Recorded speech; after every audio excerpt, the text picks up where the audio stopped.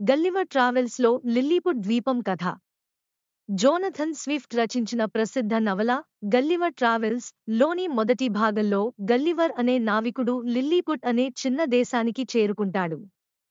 ఓ సముద్రయానంలో గల్లివర్ పడవ బోల్తా పడిన తర్వాత అపస్మార స్థితిలో తీరానికి చేరతాడు. అప్రమత్తం అయిన తర్వాత అతను ఆశ్చర్యపోతాడు, ఎందుకంటే తాను వేలాది చిన్న చిన్న మనుషుల చేత బంధించబడి ఉన్నాడు. ఈ ప్రజలు లిల్లీపుటియన్లు అని పిలవబడతారు. వీరి ఎత్తు కేవలం 6 అంగుళాలు మాత్రమే. లిల్లీపుట్ అనే దేశం ఓ కల్పిత ద్వీప రాజ్యం. అక్కడి ప్రజలు పొట్టిపాటి కావచ్చుగాని వారికి పెద్ద స్థాయిలో సంస్కృతి, పాలనా వ్యవస్థ, రాజకీయ కుట్రలు ఉంటాయి. లిల్లీపుట్ వారు గల్లివర్ను మొదట శత్రువుగా భావిస్తారు, కాని తర్వాత అతని మంచితనాన్ని గుర్తించి అతనిని ఆతిథ్యంగా ఆహ్వానిస్తారు. అతనిని